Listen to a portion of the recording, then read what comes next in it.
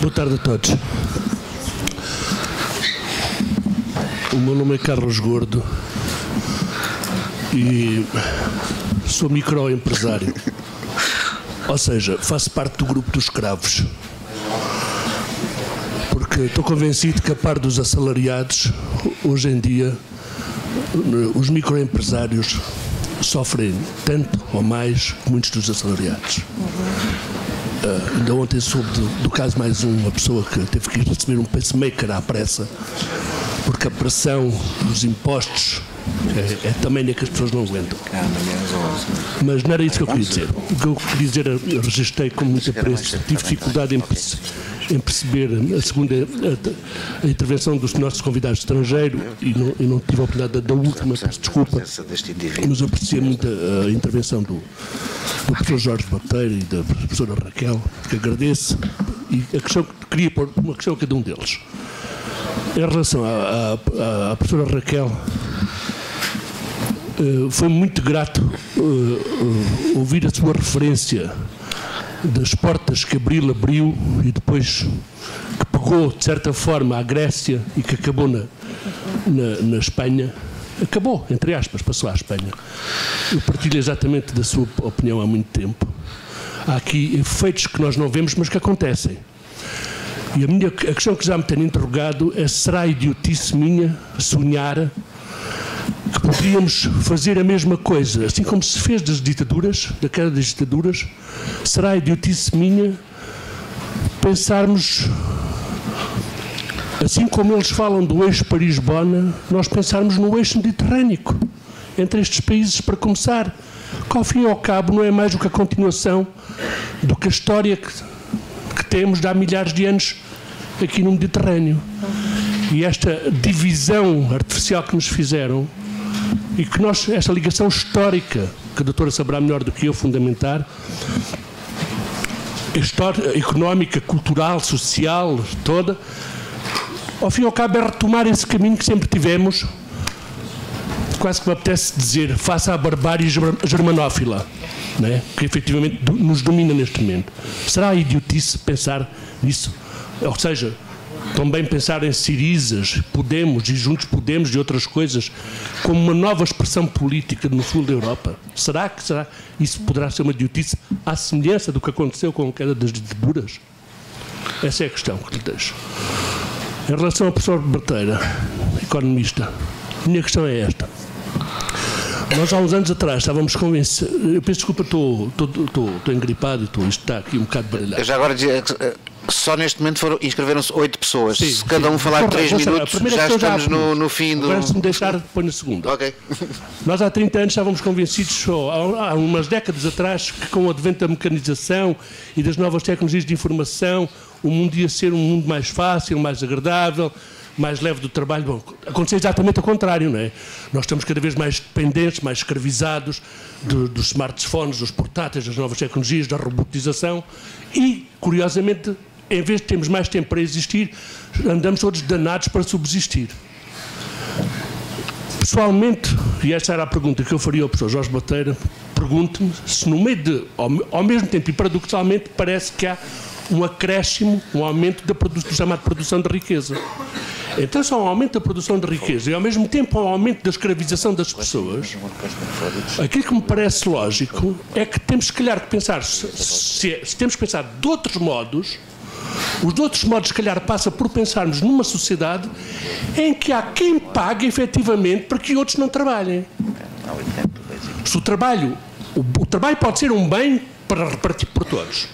Mas se ele não chega para partir por todos, então tem que se pensar num modelo de sociedade, numa sociedade em que há cada vez mais riqueza, que essa riqueza seja paga, seja usada para pagar o bem-estar, ao fim e ao cabo, a coesão da sociedade.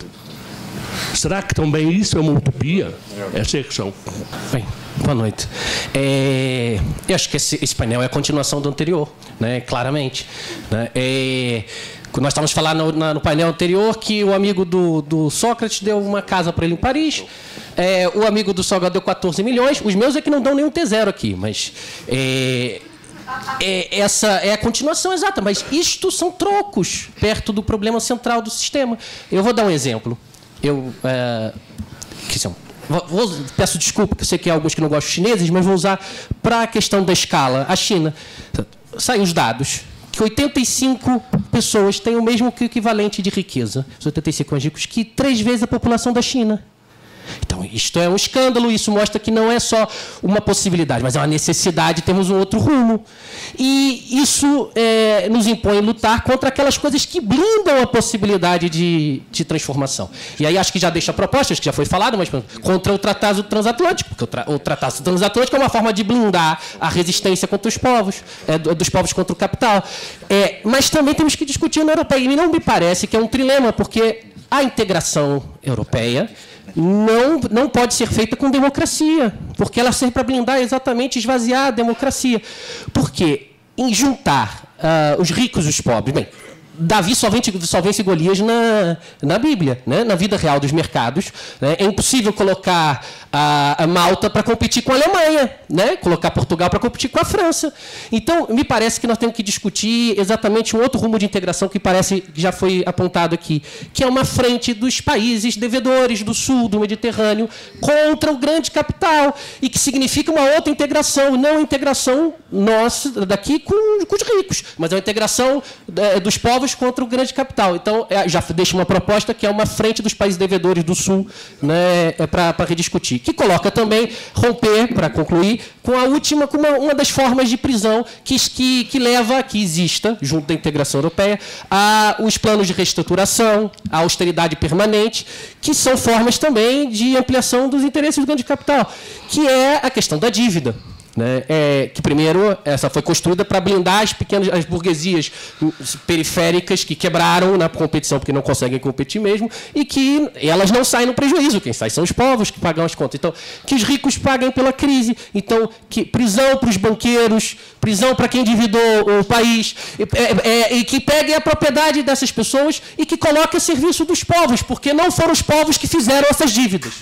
A minha pergunta conseguem explicar melhor ao cidadão comum em que medida a sua vida iria melhorar com a nacionalização da banca ou a possível saída do euro, uma vez que, que as pessoas se calhar terão uma vida melhor fora deste euro? Em relação a esta pergunta é mais para a Raquel Varela.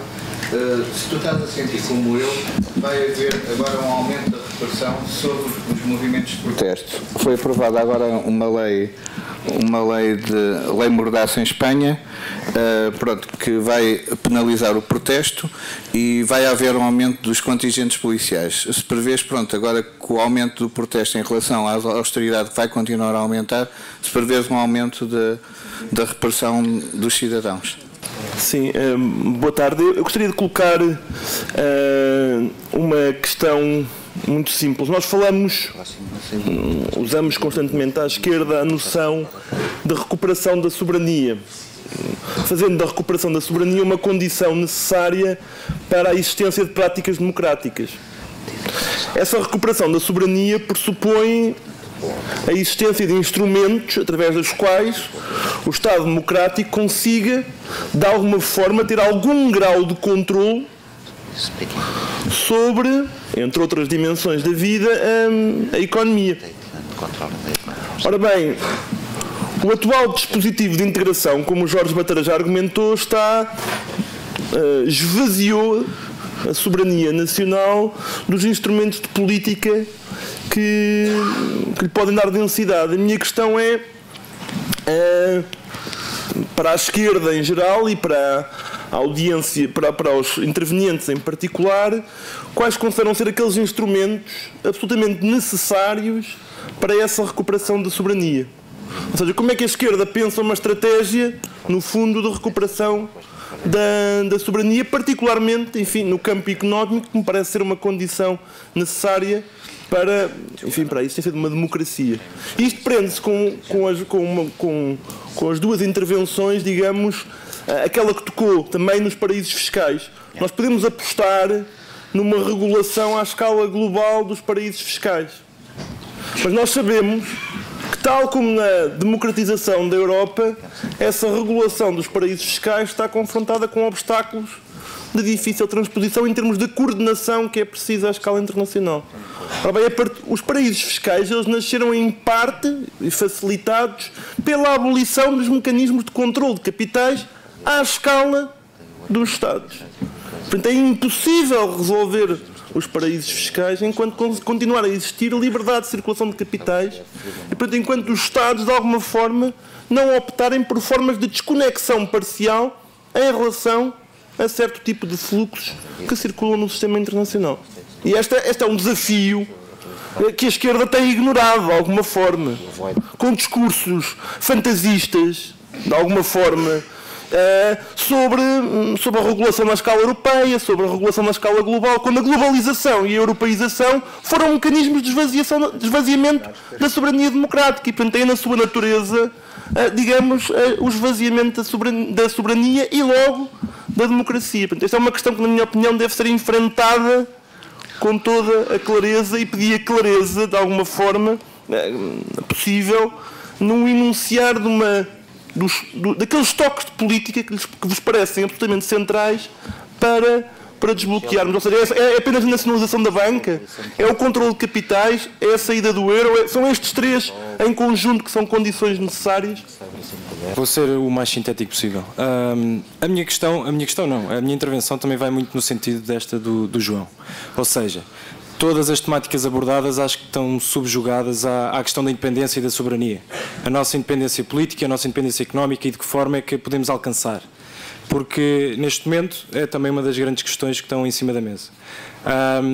Não tendo a pretensão de responder, era a minha intervenção, mas de facto devemos questionar-nos que setores é que devem estar sob o controle do Estado, quais é que são os setores mais importantes, telecomunicações, energia, águas, saúde, educação e principalmente a banca. Acho que e através disso o controle de capitais é mais possível do que aquilo que existe agora, porque tendo uma banca dominada pelo setor privado, é uma forma de encapotar todo o tipo de ações que possam ser feitas por quem detém os bancos. Isto depois leva-nos a um encadeamento, ou seja, a nacionalização dos setores estratégicos leva-nos à questão, de facto, como é que nós vamos tratar da nossa dívida, e aqui partilhar a minha opinião, que concordo com aquilo que foi exposto. A suspensão da dívida e a sua auditoria é premente. Tratarmos do que é que deve ser pago, do que é que não deve ser pago, se devemos alguma coisa, se não devemos nada. Depois, questionarmos sobre o nosso modo de produção, se deve assentar em turismo, call centers e PPPs, ou o que é que nós necessitamos, o que é que o nosso país precisa para que a produção seja desenvolvida, para que criemos riqueza, sejamos sustentáveis. E depois disto, questionar de facto os pilares que nos levaram à União Europeia, ao adensamento desta integração, digamos assim, e ao adensamento da nossa dependência política e económica, que é disso que se trata este projeto da União Europeia, e de facto também questionarmos a nossa autonomia monetária, ou seja, de que forma é que o euro também contribui para este adensamento da nossa dependência, se de facto nos faz falta um euro, se de facto o euro é ou não mais um estrangulador da nossa própria economia, e a mim parece-me que devemos questioná-lo. É um problema enorme que nós temos entre mãos, é uma moeda que está indexada a uma economia muito mais forte que a nossa, estrangula a nossa produção, e portanto acho que este conjunto este encadeamento, digamos assim, é da máxima importância. Olá, boa tarde a todos. Absolutamente de acordo com o companheiro que falou antes em relação àquilo que é a dívida portuguesa e à necessidade que tem que ser auditada de modo a que nós conseguimos perceber de onde é que vêm estes quase ano e meio a trabalhar para estes senhores para podermos pagar aquilo que neste momento devemos quando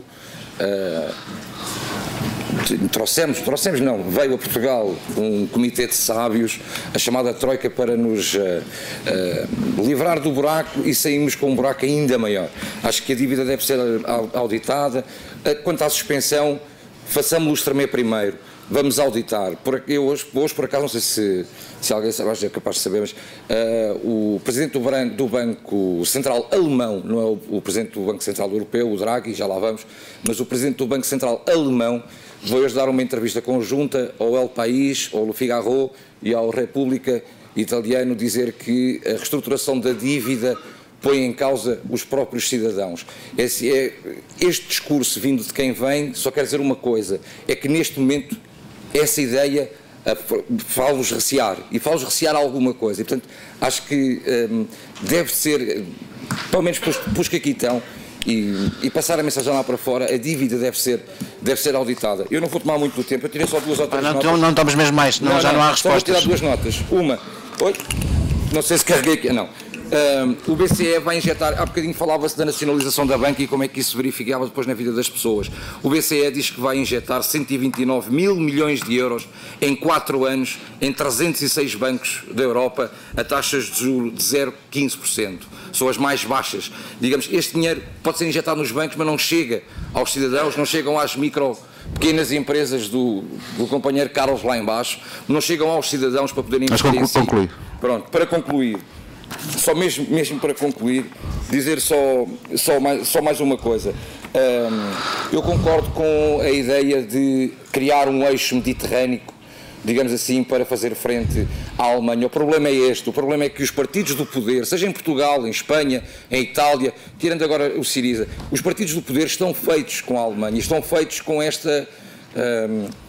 com o regime, estão feitos com o capitalismo, e assim vai ser muito complicado. Das duas, uma, ou aproveitamos 1,5 milhão de pessoas que pusemos na rua há 2 anos, ou então podemos esquecer qualquer alteração. Questão brevíssima, ainda mais curta do que eu estava a prever. Em primeiro lugar, obviamente, acho que estamos todos de parabéns por estar aqui nesta plataforma com esta designação. A minha questão é, fazendo uma breve introdução, eu tenho acompanhado algumas entidades internacionais, nomeadamente a New Economics Foundation, a equipa do professor Tim Jackson da Universidade do Surrey e também um grupo que nasceu na Áustria, e são grupos que estão a trabalhar muito na parte das soluções, ou seja, na ideia de empresas sociais. E o que me parece é que esta plataforma poderia também ter aí um papel muito importante na definição de políticas públicas para ajudar na criação deste novo tipo de empresas, que são empresas que têm uma dimensão financeira, económica e ecológica e social. A minha questão então para a mesa é se acham que esta plataforma pode ter esse papel. Olá, chamo-me Carlos. Eu vou ser muito curto, só queria dizer 2 coisas. Primeiro, acho que está-se aqui a falar na nação ou no Estado-nação como se fosse uma coisa muito positiva, mas vamos assim, toda a globalização e a construção europeia fez a partir da nação e do Estado. E o Estado ou a nação não é una, quer dizer, há muitos interesses. O Estado é uma zona de conflitos perfeitamente divergentes e antagónicos. E estarmos a querer pensar que o Estado nos salva ou a nação nos salva, estamos a entrar aqui na boca do lobo. Eu acho que aí, eu vejo aqui o que disse o Sr. Jorge Bateira e as suas triangulações, quer dizer, eu acho que não é bem um trilema. O que é preciso é destruir os triângulos. Todo esse triângulo é sintoma do mesmo poder, que é o capital, a propriedade privada, o mercado. É aquilo que nos leva para a pobreza se nós não fizermos nada. Eu acho assim, nós estamos aqui juntos, podemos. Isto aqui é um hino a arriscar. Nós temos que arriscar, nós temos que ir para uma aventura. Nós temos o Podemos aqui, eu acho. Eu não sei bem do que é que estou a falar, do Podemos, mas pronto, seja o que for, ele só tem sentido. Não, porque o que é o Podemos aqui em Portugal, não é? Mas acho que o Podemos só tem sentido aqui no nosso país, à beira-mar plantado, se de facto trouxer algo de novo. Se trouxer, se for um sinal de pessoas que não têm medo. E é assim, eu vou dizer, eu acho que são precisas vias, neste momento, são precisas vias revolucionárias. Eu acredito na revolução e eu acho que se nós temos medo disso, olhem como o tempo está a passar, pá, para. Se nós temos medo disso, então não vale a pena estarmos aqui. Temos aqueles partidos de sempre, que são os que estão sempre na mesma mixórdia, não é? Naquela corrupção toda. E nós acreditamos que é possível revolucionar isto de cima a baixo. Ou então não vale a pena. Eu só vou dizer outra coisa. De todas as intervenções, eu tenho que ser sincero, a única intervenção que eu acho que teve à altura de um Podemos que seja livre, é melhor não dizer livre, senão ainda confundimos com o livre, mas um Podemos que seja de facto algo inovador, eu acho que foi a da historiadora Raquel Varela. E acho que nós temos que ter essa coragem. Obrigado. Tiago?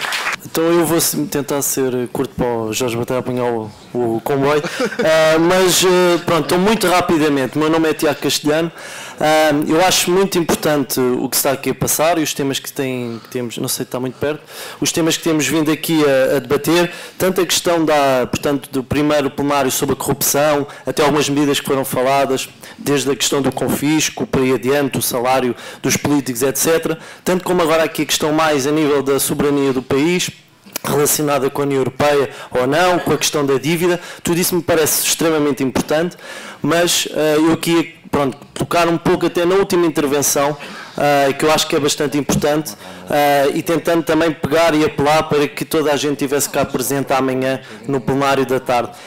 É que eu acho que isto é, todos estes temas, em Portugal há ou não há necessidade de uma força que meta o dedo na ferida?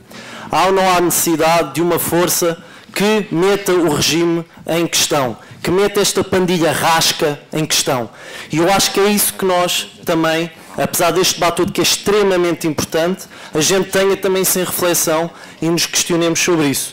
Porque, e com isto termino mesmo, porque se nós não o fizermos, e isso para mim é que eu até ando a dormir mal mesmo, muito sinceramente, é nós vermos o que é que surge, se este Podemos não surgir, o que vai surgir é o que já surgiu, é Marinhos e Pintos, é livres que se querem ser bengalas do Partido Socialista. Em último caso, o que nós estamos a fazer é ajudar o Costa a ir para lá a seguir. Jesus? Vou fazer aqui uma pequena sugestão, vocês desculpem lá. É que nós devíamos ter acabado às 6 horas, pedimos especialmente para ficar até às 6h30, e tudo o que seja mais que isso é abusar do trabalho de quem está aqui à nossa espera. Portanto, o que eu vou sugerir é, havia aqui mais uma intervenção do Jesus, que já se inscreveu há bastante tempo, depois fazia uma ronda pela mesa, e depois volta aí, e até por sermos postos na rua. Pode ser, porque senão não há respostas deste lado. Aqui atrás viram, pelo menos. Eu demoro um minuto ou dois. Ok, vá. Para já, muito do que era para ser dito, que eu achava que era preciso ser dito, foi dito pela Raquel Varela. Então, acho que a solução para o triângulo está no romper da jaula e no alastrar desse romper. Eu concordo com a questão da frente dos povos do Sul, mas para mim a luta que se faz não é entre povos, não é contra a Alemanha, é entre classes, entre burguesias. E, portanto, a frente que eu acho que é preciso ser feita, começando no Sul, também deve ser feita com os trabalhadores da Alemanha, como a Raquel disse, que têm os salários congelados há mais de 15 anos, com os trabalhadores de Inglaterra, com a Irlanda, que estão agora a lutar, com os trabalhadores do Brasil, dos Estados Unidos, etc., que estão a lutar por todo lado, Hong Kong, etc. Outra questão é a questão da economia solidária e das EPSS, etc., que eu acho que, sendo alguns projetos bem intencionados, o que fazem é tentar mandar umas pequenas pedrinhas para um buraco sem fundo, que as questões que devemos estar a discutir, que são as questões sistémicas de fundo, alargam. Atualmente temos um sistema que alarga um buraco a uma velocidade muito maior do que as pedrinhas que são lançadas para dentro dele pelas IPSS e por esse tipo de projetos. Tá? Outra questão, sim, não. Outra questão então, estamos sempre a falar em Estado democrático, e a questão é, o modelo democrático e o modelo económico que estamos aqui a falar é que democracia existe na escola? Que democracia existe para eu, como estudante, decidir o que estudo? Ou os professores decidirem como ensinam? Que democracia existe na empresa onde o Francisco ou onde outras pessoas trabalham? É esse tipo de democracia que me interessa, não é o Estado de Direito e a democracia formal que nos levou aqui a esta sala e a discutir este assunto. Portanto, é este tipo de questões que eu acho que devemos estar a discutir e não tentar voltar atrás, porque a história não vai voltar atrás. Nós só vamos voltar ao contrato social na ressaca de uma nova guerra, e eu não quero essa nova guerra, portanto eu vou lutar para que ela não aconteça. Muito obrigado. Aqui há... Sí, muito rapidamente duas questões para a Raquel Varela tamén. A primeira era relativamente, bueno, en geral as dúas vão ser porque podemos coincidir moito no objetivo final, mas os procesos de como chegarmos a eses finais é importante. O reparto do emprego por si mismo non combate a precariedade, non tende por que de mellorar as condições de traballo, o reparto apenas. En este caso, estando contra o asistencialismo, que o que pensa do rendimento básico incondicional tamén como forma de mellora das capacidades de negociação dos traballadores a hora de negociar as súas condições laborais. Por outro lado, en Podemos Podemos España, quero dizer, partimos dunha análise que a pesar de tudo, a pesar da crise do regime, estamos nun estado do norte, un estado consolidado, un estado que, estando en crise, non ten perdido en absoluto a súa capacidade, o seu monopolio da violencia, as súas capacidades institucionais, que non está en crise de forma similar a como podía estar o Estado Novo en 1974, e non há ningún tipo de fraccionamento das elites como había na altura. E é por iso que as posibilidades revolucionarias puras e a imagen da revolución do 25 de abril pode gustar moito nesta sala, e eu comprendo, mas temos de ser conscientes se esta de verdade é un discurso que é capaz de agregar maiorías e ser capaz de ocupar a centralidade do tablero en Portugal agora e non ficar máis como unha posición marginal. Sei que estou a ser crítico, mas acho que estamos nun momento moito urgente, no cual sabemos que há unha janela de oportunidade aberta, temos de aproveitala antes, por exemplo, da aprobación do TTIP, que vai ser o ano que ven, e é por iso que temos de pensar tamén quais são os nosos discursos para gañar unhas eleições, porque entendemos que había de arrebatar o poder do Estado a determinadas elites. E nese sentido tamén a questão da dívida, eu estou completamente de acordo, eu faço parte de movimentos sociais que piden directamente o non pagamento da dívida, mas eu comprendo que, e estamos a comprobar en España, a dificultade de presentar estes discursos ás maiorías sociais afectadas pela crise e que são a nosa base primordial. Bom, devido a várias restrições de tempo, vamos fazer aqui uma pequena ronda pela mesa, começando pelo Jorge, e depois continuaremos enquanto for possível. Bom, peço desculpa, mas quando eu acabar de falar, não é por desrespeito às pessoas, mas vou ter mesmo que sair a seguir. Tenho comboio daqui para um bocado. Então, tentar percorrer um pouco as várias perguntas que tiveram alguma relação com o que eu disse. Por exemplo, fala-se muito da repartição do trabalho. Sinto que muito deste discurso sobre o repartir o trabalho toma por adquirido que o trabalho é pouco, já não vai haver mais pleno emprego e, portanto, temos que viver com o que temos e vamos repartir o trabalho. Eu confesso que eu não partilho este discurso. O meu projeto político é de uma democracia que luta pelo pleno emprego. E o pleno emprego significa não repartir a escassez, significa criar emprego digno e decente para todos. E isso não faço concessões neste aspecto. Portanto, não assumo que há escassez e que é a situação que a gente tem que viver e agora vamos repartir. Não é assim. Segundo aspecto, o que é que muda na vida das pessoas quando se fala em nacionalizar a banca ou sair do euro? O que muda é isto. Sair do euro implica nacionalizar a banca. Mais precisamente, podemos passar por uma inicial nacionalização, mas passar a uma outra modalidade que eu chamaria de socialização da banca. O que quer dizer que o governo do momento não é dono da banca.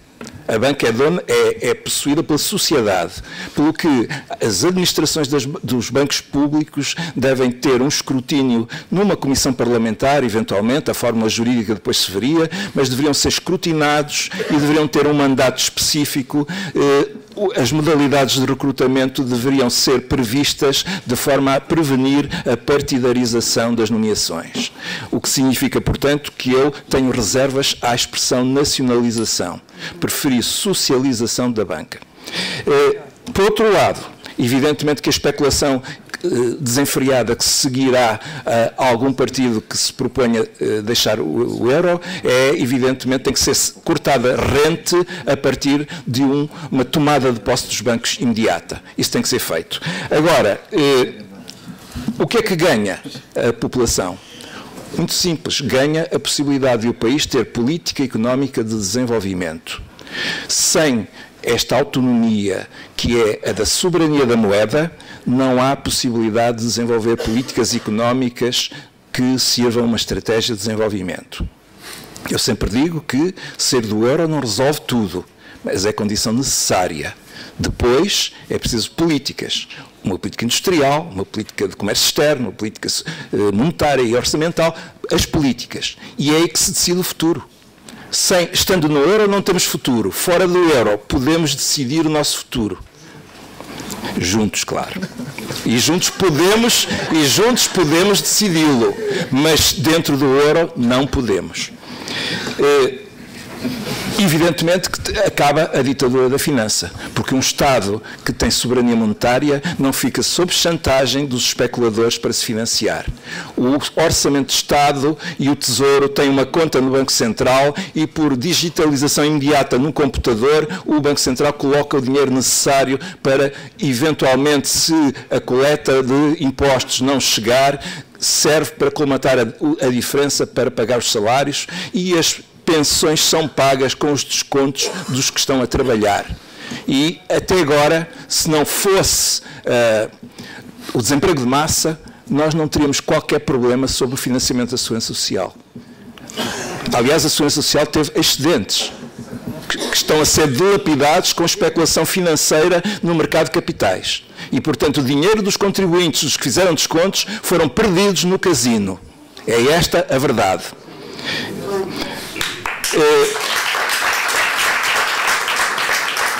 Muita coisa muda, portanto, não vou aqui discutir, há muitos textos, muita coisa escrita, eu próprio tenho falado sobre isto no jornal e ontem publiquei um artigo sobre isto, estamos metidos num sarilho, é o título, metidos num sarilho é o título do artigo, porque de facto, sem política orçamental, não saímos disto. A política monetária não a temos. Como é que saímos disto? Eu não acredito em alianças de periferias, por uma simples razão. É preciso ter algum rigor analítico, histórico. O neoliberalismo demorou décadas a implantar-se e foi sendo implantado progressivamente com a pressão dos Estados Unidos e da Inglaterra, sobretudo esses, a partir da instrumentalização das organizações internacionais como o Banco Mundial e o FMI e a Organização Mundial do Comércio. Isso foi um processo paulatino com resistências de alguns países, alguns tentando manobrar para tentar manter alguma autonomia sob essa pressão. O que é certo é que demorou tempo. Não pensem que a história muda de figura para derrubarmos o neoliberalismo. Vai ser por sucessivos passos, por iniciativas aqui e ali, que eventualmente se vão acumular e fazer um efeito sistémico. Portanto, não acredito nisso de o ciclo político dos países se sincronizarem e todos ao mesmo tempo vão fazer uma frente que vai derrubar. Obviamente que defendo alianças, mas as alianças não podem fazer-nos esperar, não podem ser... A estratégia de alianças não pode ser paralisante. Cada um deve, à medida das suas possibilidades e da conjugação de circunstâncias em cada país, tem que avançar e abre as portas para os outros. Portanto, essa de esperarmos pelas alianças é, como quem diz, vamos amarrar-nos as mãos e não fazer grande coisa à espera que haja condições. Evidentemente que quais são as condições para recuperarmos a soberania? Para mim, não há outra forma de recuperarmos condições para que o trabalho tenha possibilidades de estar em condições de enfrentar o capital. E essa forma de conseguir fazê-lo tem que ser mudando as instituições, a começar pela instituição que é o sistema euro e a União Europeia. Eu aqui faço uma pequena observação. Nunca se esqueçam que nós estamos numa união económica e monetária. Nós já não estamos verdadeiramente na União Europeia do mercado comum. todo o tratado está feito em torno do euro. Os países que estão fora, excetuando a Inglaterra, e, o Reino Unido e a Dinamarca, que negociaram atempadamente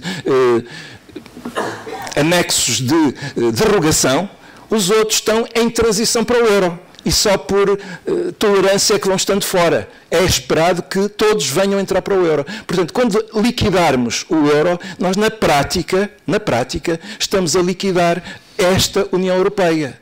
Não pensem que vai haver aquela situação de saiu um país, agora ficam lá todos direitinhos juntos e o outro fica lá fora isolado, tipo a Albânia, etc. Isso é o papão que nos querem meter na cabeça para nós termos medo e não fazermos nada. Bom, evidentemente que o que é que deve ficar sob tutela do Estado, o que é que deve ser socializado, que é a expressão que eu gosto de usar, tudo aquilo que for necessário para uma estratégia de desenvolvimento do país. Eu nisto sou pragmático, sou menos ideológico. Se nós achamos que a finança dá cabo da nossa vida, tem que ser controlada socialmente. Se a energia é fundamental para a nossa estratégia de desenvolvimento, obviamente tem que ser controlada e, portanto, recuperada. Tudo o que for necessário para, o que significa que nós vamos ter que construir aquilo que se chama uma economia mista. Há mercados a funcionar, há propriedade privada e há propriedade pública. E isso tudo tem que ser combinado com um grande impulso à atividade cooperativa e de mutualidades. E é essa pluralidade de formas de propriedade, mas em que o mercado está presente, porque obviamente tem que estar, o incentivo da viabilidade a partir do mercado está decidido que tem que ser, porque sabemos por experiências históricas que a abolição completa do mercado leva também ao desastre, à burocracia e ao abafamento da inovação. Portanto, eu acho que é preciso caminharmos para um outro tipo de economia, onde os trabalhadores tenham um papel importante dentro dos locais de trabalho. Eu defendo comissões de trabalhadores ao lado do reforço dos sindicatos. Caminhando para o fim, evidentemente que não acredito no quantitative easing do Banco Central Europeu. Essa injeção de dinheiro não vai resolver coisa nenhuma, vai alimentar as bolhas. E que o Bundesbank tenha medo, pois tem, mas isso é o ordoliberalismo. E aqui passamos para a questão nacional. Evidentemente que a luta de classes existe. Existem classes, existe uma heterogeneidade dentro das classes, mas não esqueçamos que a realidade do Estado-nação enquanto realidade, algo que existe, não existe na nossa cabeça, existe realmente, com um sentimento de partilha, um sentimento de comunidade, isso não é forçosamente mau. E não está para desaparecer de hoje para amanhã. Acontece que eu chamo a atenção que a maior parte dos trabalhadores na Alemanha aceita o ordoliberalismo. E a questão é esta, estão todos dementes, estão a lutar contra os seus interesses. Talvez estejam, mas o problema é que a cultura e a ideologia é autónoma, não é uma coisa dependente, estritamente dependente da realidade material. Tem autonomia. E a questão que se coloca é saber até que ponto reconhecemos que isso é um dado. Se eu estiver à espera dos trabalhadores alemães para melhorar a vida dos trabalhadores portugueses, eu acho que bem estamos tramados, bem podemos ficar sentados. E, portanto, portanto, eu termino dizendo que a democracia pode e deve aprofundar-se a partir das nossas iniciativas e devemos confiar que somos capazes, que podemos. Obrigado.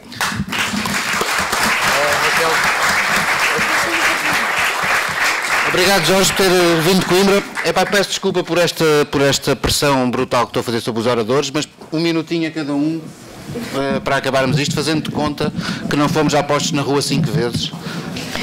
Eu vou demorar menos de um minuto, até porque eu só vou esclarecer um ponto em relação à questão da defesa das IPSS. Obviamente aqui não se fez em nenhum momento a defesa das IPSS, até porque é através delas que, ou melhor, é claro que cristaliza um problema grave que tem a ver, que é um problema debatido sobre vários domínios, que tem a ver precisamente com isso, com o modelo assistencialista ou não. Portanto, não é essa a defesa que se fez aqui, era só para esclarecer este ponto. O que se falou aqui são dos modelos informais e absolutamente não institucionalizados de entreajuda e de satisfazer as necessidades não resolvidas dentro do sistema. Foram estudos de caso, portanto, era só esclarecer isto, penso que não tenho mais nada a dizer. Obrigado, Fernando. Rodrigo, qualquer coisa sobre paraísos? Bueno, es difícil hablar sobre este tema corto, pero Yo creo que la crisis ha demostrado que no existe una familia europea y que en realidad es un instrumento para disciplinar la economía política. Y yo creo que la pregunta fundamental es si se puede usar la Comunidad Europea como existe ahora, institucional, políticamente, ideológicamente, etcétera, para reforma necesaria, o que se tiene que quebrar y empezar de nuevo. Las dos posiciones no son muy realistas, pero son las únicas dos posiciones que tenemos. Y lo único positivo que ha salido, con esto quiero terminar, porque no voy a hablar sobre cómo está en Holanda, porque ahí el drama es más grande todavía, pero no más grande que Portugal, pero el elemento ideológico que existe en los países nórdicos es brutal en contra de los países mediterráneos. Lo único positivo que yo he visto en los últimos tiempos ha sido Syriza y Podemos, y yo creo que eso es lo único positivo que está pasando en Europa, y por eso que yo espero que también salga algo positivo de Portugal para que salve el resto de Europa, por lo menos.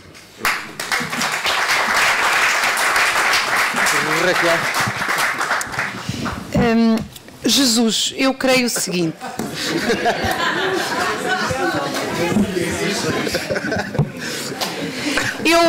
É-me indiferente se lhes chamam, se as pessoas não gostam que eu fale em burguesia, porque isso lhes soa a qualquer coisa, União Soviética, Gulag, enfim, lá fazem as palavras ganham vida, infelizmente, e preferem casta, pode ser casta, para mim não tem problema nenhum, é uma questão de forma. Agora, renegociar e suspender a dívida pública não é forma, é conteúdo. Dizer às pessoas que se vai renegociar a dívida pública e a vida vai ficar melhor é mentira, e nós não podemos mentir às pessoas porque isso vai dar votos. Não podemos, porque isso não distingue movimentos sérios e honestos de movimentos que não são sérios e honestos. É absolutamente impossível devolver qualquer coisa às pessoas sem a suspensão do pagamento da dívida. E a auditoria tão pouco resolve a questão. Porque, deixem-me explicar isto em 30 segundos. A dívida pública, existem umas agências de rating que não são nenhum papão, desculpem lá.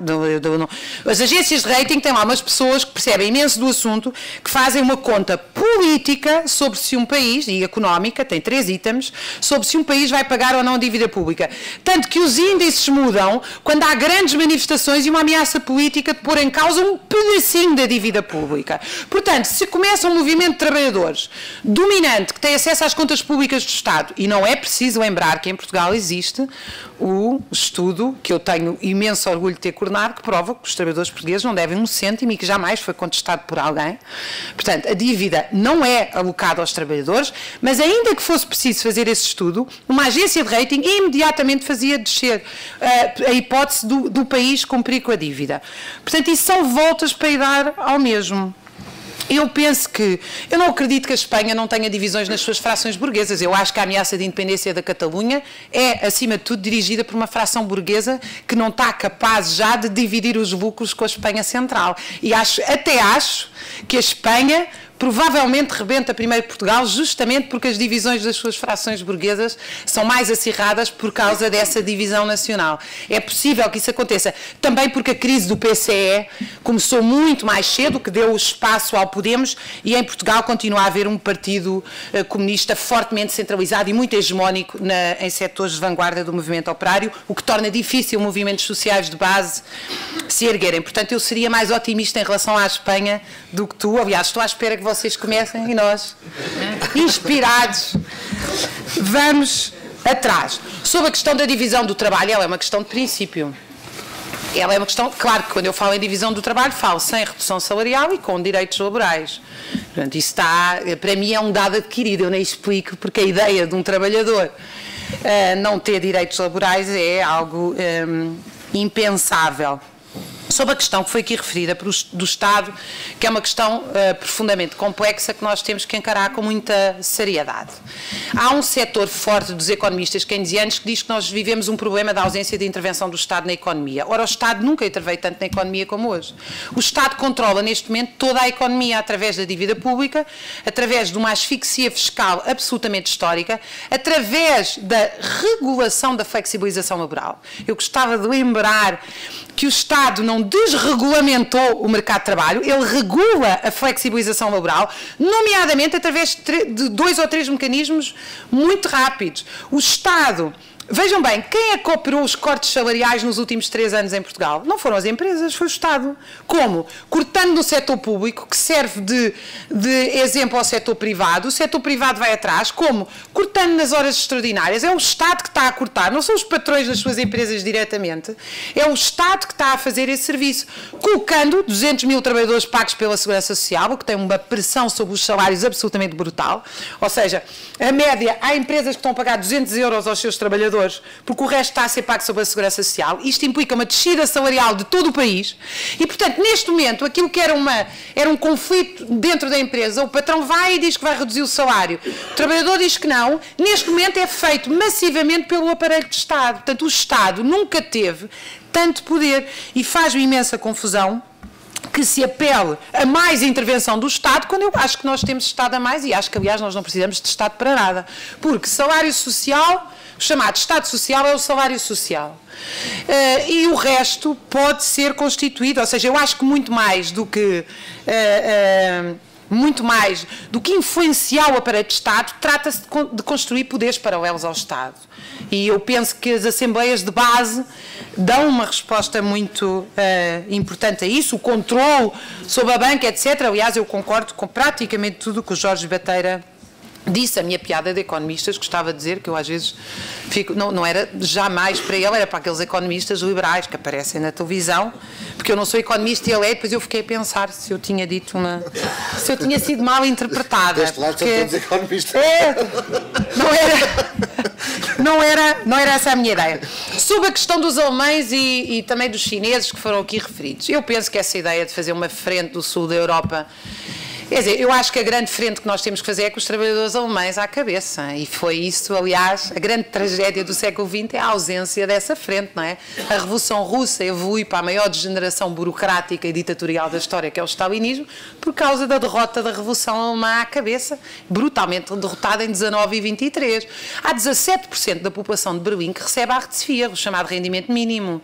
Na Alemanha foi montado o exemplo da empresa enxuta, cujo padrão maior é o toyotismo japonês, mas o toyotismo japonês tem 30% da força de trabalho com direitos e 70% precarizado. Na Europa, nós estamos já com 5% da força de trabalho numa empresa com direitos e 95% precarizada. E isso também se passa na Alemanha. Há dentro da Alemanha, na mesma empresa, trabalhadores que ganham 6 vezes mais do que outros. E, portanto, nós não temos, aliás, eu acho que há uma conversa muito errada de uma espécie de olhar para a Alemanha como um todo, de não olhar para a Alemanha com as suas divisões internas, de não olhar para os Estados Unidos com as suas divisões internas. Aliás, nós estamos aqui, estamos a ver o extraordinário exemplo de democracia que se está a passar nos Estados Unidos.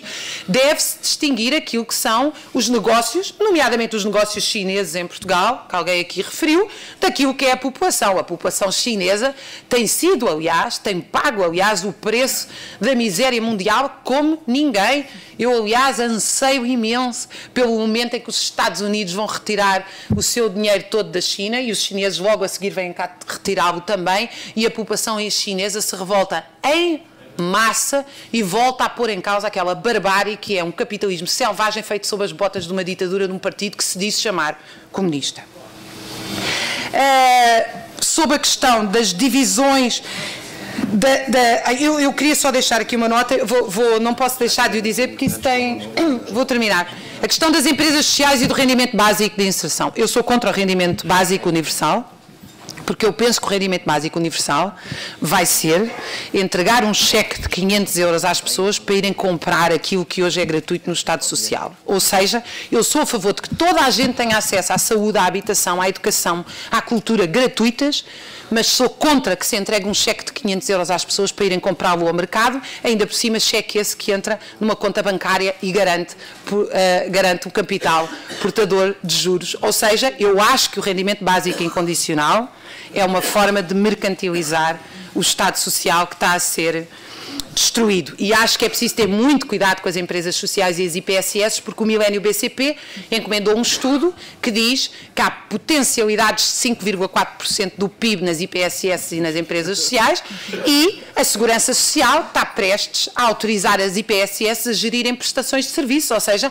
há um processo de mercantilização da Segurança Social que tem as IPSS, não todas, porque elas são hegemonizadas pela Igreja Católica e pela Caritas, sobretudo, não só, pelas misericórdias, etc. Portanto, há imensas pequenas IPSS que estão em risco, mas eu acho que é preciso ter imenso cuidado com esta ideia de que as pessoas vão sobreviver criando uma empresa social sem fins lucrativos. Acho que não é o caminho, não é por aí.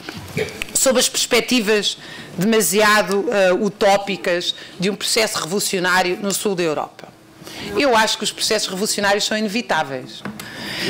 Nós não controlamos os processos revolucionários, não determinamos quando é que eles acontecem, determinamos como vamos atuar enquanto eles existem. É isso. Porque é óbvio que um país que está em regressão social, a mobilidade social desapareceu. Existe uma geração que foi viver para a casa dos pais até aos 35, 40 anos. Nós neste momento já temos 2, 3 gerações a viver na mesma casa. Não estou a ver como é que 1,5 milhão de portugueses vão emigrar e que essa imigração represente, como representou alguns nos anos 60, a mobilidade social.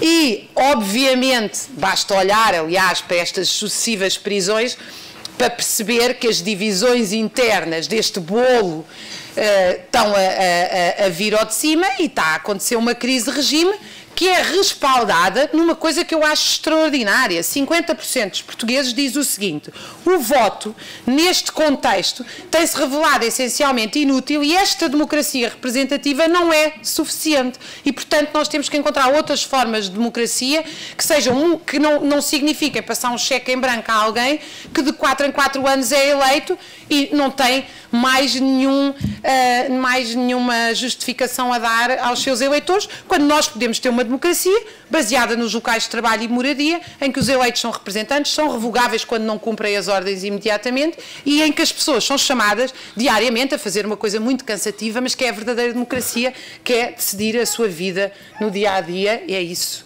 que faz a solidariedade, a fraternidade e uma sociedade mais justa. Obrigada. Obrigado, Raquel, Fernanda, Rodrigo. Obrigado a todos.